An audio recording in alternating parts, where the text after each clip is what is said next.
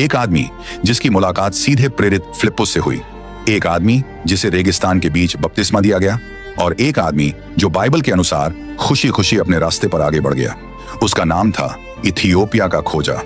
प्रेरितों के काम अध्याय 8 पद 26 से 40 उसकी कहानी बताते हैं। एक स्वर्गदूत फिलिप्पुस से कहता है कि वह उस सड़क पर जाए जो यरूशलेम से गाजा की ओर जाती है। वहीं फिलिप्पुस को इथियोपिया का एक बड़ा अधिकारी मिलता है। वह एक खोजा था जो कंदाके इथियोपियाइयों की रानी की सेवा करता था और वह उसके पूरे खजाने की जिम्मेदारी संभालता था। यह आदमी यरूशलेम आया था परमेश्वर की आराधना करने। इथियोपिया की संभाल कर रखी गई परंपराओं के अनुसार यह खोजा कोई अनजान इंसान नहीं था। उसका नाम था बाकोस। परंपरा कहती है कि वह इथियोपिया के राज्य का खजांची था। वह परमेश्वर से डरने वाला इंसान था, एक गैर यहूदी जो इजराइल के परमेश्वर की आराधना करता था।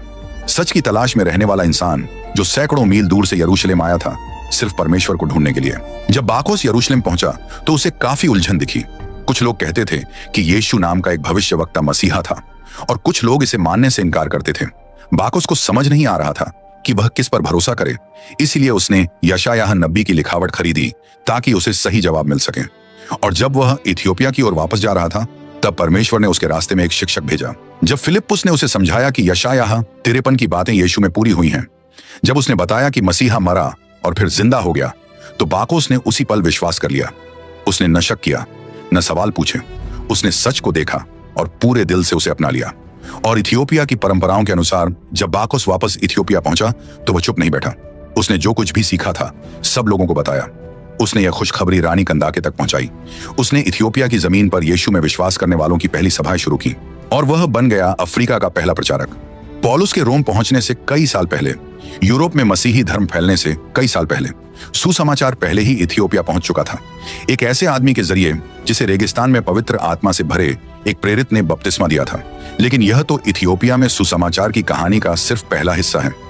इथियोपियाई ऑर्थोडॉक्स चर्च की संभाल कर रखी गई परंपराओं के अनुसार 4वीं सदी ईस्वी में टायर नाम के शहर से, जो आज के लेबनान में है, 2 युवा मसीही लाल सागर के रास्ते यात्रा कर रहे थे और उसी सफर के दौरान उन्हें पकड़ लिया गया। उनके नाम थे फ्रूमेंशियस और एडेसियस। उन्हें इथियोपिया के अक्सुम के राजा के दरबार में गुलाम बनाकर ले जाया गया। लेकिन उनकी समझ, उनका स्वभाव और उनका व्यवहार राजा को इतना अच्छा लगा कि उसने उन्हें आजाद कर दिया और उन्हें अपना सलाहकार बना लिया। कुछ समय बाद जब राजा की मौत हो गई तो रानी माँ ने उनसे कहा कि वे राजकुमार को पढ़ाए और उसे सही रास्ता दिखाएं। फ्रूमेंशियस और एडेसियस ने इस मौके को खोया नहीं। उन्होंने सुसमाचार बांटना शुरू किया, जोर से नहीं, डरा कर नहीं, बल्कि अपने जीवन की कहानी से और सच्चे प्यार के साथ। युवा राजकुमार एजाना ने विश्वास कर लिया और जब वह करीब 330 ईस्वी में राजा बना तो उसने मसीही विश्वास को इथियोपिया का सरकारी धर्म घोषित कर दिया।